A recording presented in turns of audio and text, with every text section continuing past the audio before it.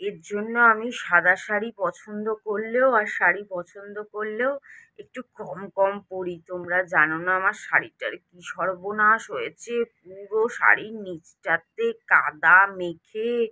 ও শাড়ি আর ভাঁজ করা যাবে না, কোনো বৃষ্টি হয়নি কিছু হয়নি তাও মাটি মেখে পুরো শাড়ি কালো, নিচের দিকটা পুরো সর্বনাশ।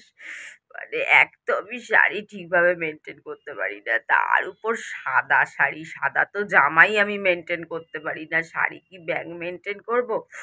আর হিলতলা জুতো পরলে তাও একটু কাদাটা কম লাগে, আর কম হিল পরলে এমনি নর্মাল জুতো পরেছি নিউ কাট, এমনিতেই সামলানো প্রবলেম। আবার একটা বড় ব্যাগ, মানে নতুন ব্যাগটা ওটাই আমার কাছে বড় হয়ে গেছে। তো শাড়ি মানে কিভাবে হাঁটছি রাস্তা দিয়ে আমি জানি একমাত্র। তারপরেও চেষ্টা করেছি বাঁচিয়ে বাঁচিয়ে হাঁটতে, তারপরেও কাদায় মাখামাখি দেখাচ্ছি, দাঁড়াও। পুরো আঁচলগুলোতে মানে তো কি জানি বোঝা যাচ্ছে না কেন,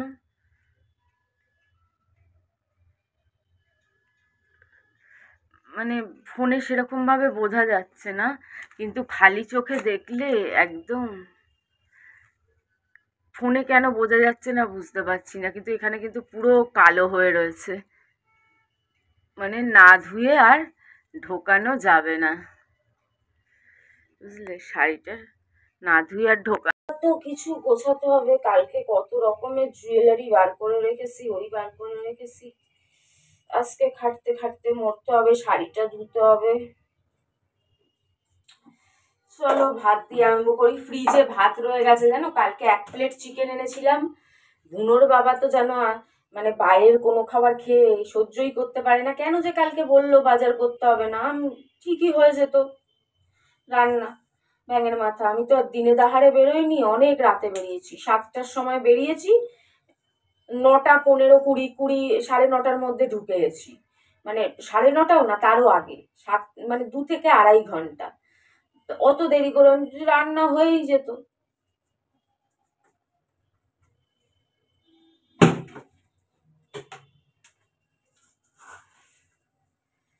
কালকে মারোয়ারিদের কলোনিতে কীর্তন আর ওই খাওয়া দাওয়া ছিল।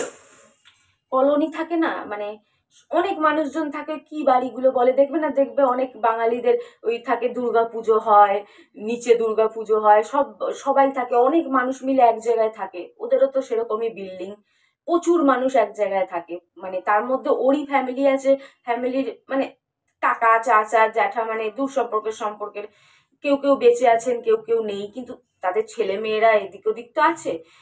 সেই ওদের ওই ওই ওই মানে বাড়িটার মধ্যে ওদের ফ্যামিলি 3-4টে আছে, তারপরে আরো 15-20টা ফ্যামিলি আছে, মানে সেই আগেকার দিনের যে বাড়িগুলো থাকে না, বিশাল লোকজন নিয়ে, বিশাল জায়গা নিয়ে, তারই মানে কীর্তন ছিল আর খাওয়া দাওয়া টাইপের আর কি।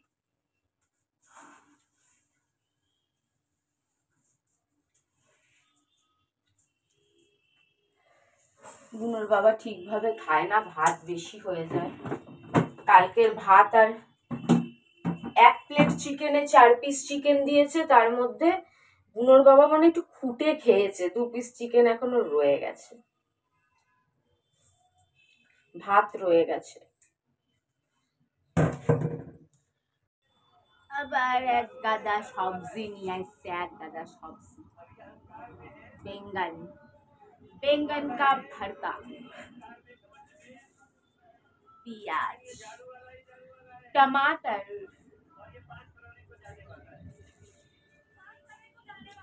मटर, अदरक। अरे बाप रे, इतना मटर क्यों लेके आया है भाई, इतना सारा मटर, 1 কিলো উঠায় নিয়ে এসে মনে হয়, কি হইব এত দিয়ে বলো তো, উরে বাবা,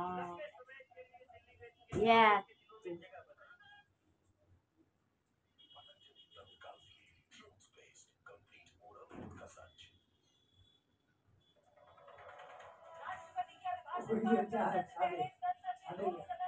ছাদে কেন যেতে যাবো, যা নিয়ে আয় ছাদ থেকে, ছাদে যা, ছাদে ছাদে গিয়ে রেখে এসছে, সবজির ঝুড়ি খুঁজে পাচ্ছি না জানো, বলে ছাদে যা।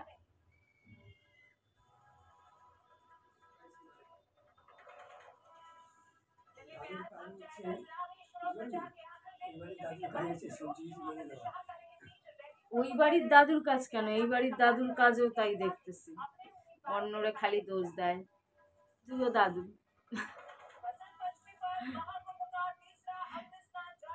এক গাদা সবজি আমার দেখে এবার গায়ে জ্বর আসে জানো তো।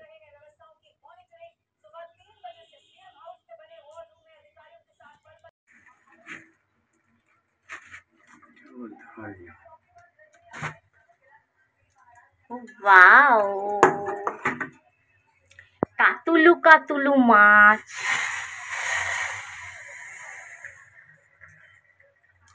আর বুনোর আজকে টাটকা চিকন আর 2 পিস চিকন কষাও রয়ে গেছে। তো আজকে কাতলা মাছ আর চিকেন কষা দিয়ে জমিয়ে আর বেগুন পোড়া দিয়ে ডিনার হবে, সরি লাঞ্চ হবে।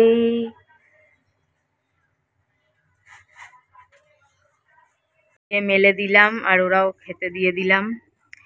ওদের চারিদিকে দেওয়া রয়েছে, এই অবধি দেওয়া, দেখা যায় না খালি চোখে। ভাই আমার শাড়িটা নোংরা করিস না, চারিদিক দিয়ে খেয়ে নে। রান্না ডান, বেগুন পোড়া, এখনো এটা মাখা হয়নি।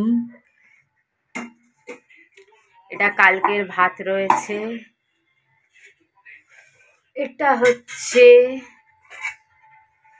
কাতলা মাছের কড়াইশুঁটি, আলু পেঁয়াজ আদা রসুন দিয়ে যেরম বাঙালি কালিয়া হয় বিয়ে বাড়ির, ওরম একদম বাঙালি কালিয়া মিষ্টি দিয়ে।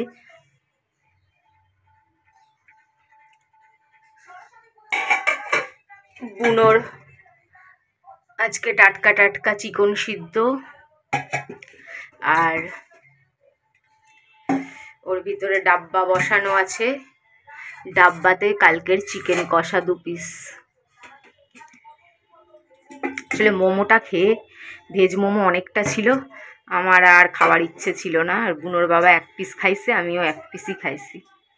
খেতে বসেছে টারজান, ও মাই টারজান, কি হাসি দেখো টারজানের। শীতকাল চলে গেছে, বুনোর বাবা টারজান হয়ে গেছে।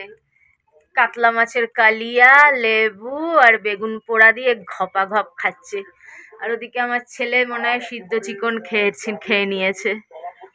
আর আমি চান করে এসেছি, আজকে সোমবার, কালকেও পুজো হয়েছে সরস্বতী পুজোর জন্য।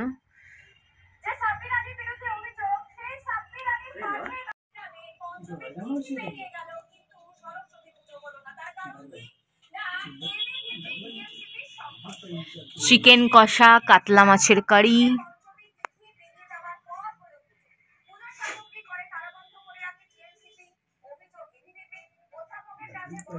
বেগুন পোড়া আর রাইস। এখন লেবু খাচ্ছি না।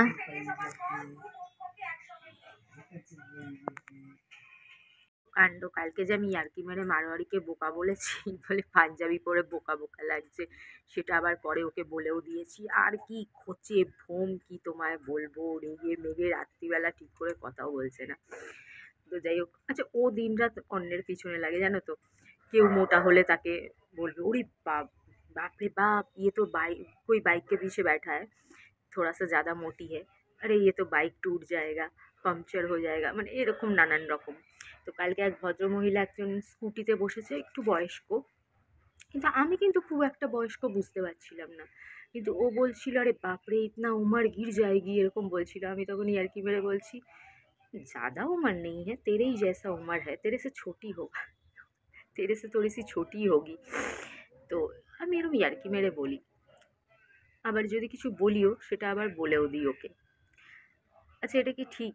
এত বেশি সত্যি কথা, এত বেশি স্বীকারোক্তি, এই যে মানুষ অনেক কিছু লুকিয়ে রাখে সোশ্যাল মিডিয়াতে,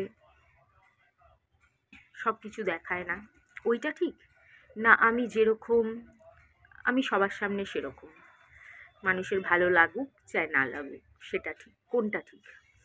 সব কিছু লুকিয়ে রেখে শুধু ভালো জিনিসটা দেখাচ্ছি, বাকিটা সব চাপা, সেটা ঠিক না? আমি যেরকম, আমি সবার সামনে সেরকম, পুরো দুনিয়ার সামনে সেরকম, সেটা ঠিক? বেশি সত্যি কথা কি বলা উচিত না? সব কথা কি বলা উচিত না? কোনটা ঠিক আজ অবধি মাথায় আসলো না। চলো যাই হোক, ওই দেখো আমায় বসতে দেখে আবার আরেকবার খেতে চলে এসছে। হায় হায়, আরে 3বার তো খাওয়া হয়ে গেছে। দেখো এসে বসে আছে একজন। দাঁড়া, ও একা এসছে, একটু খেতে দিয়ে দিই। খাওয়া হয়ে গেছে 3বার, আরেকবার এসছে আমায় দেখে।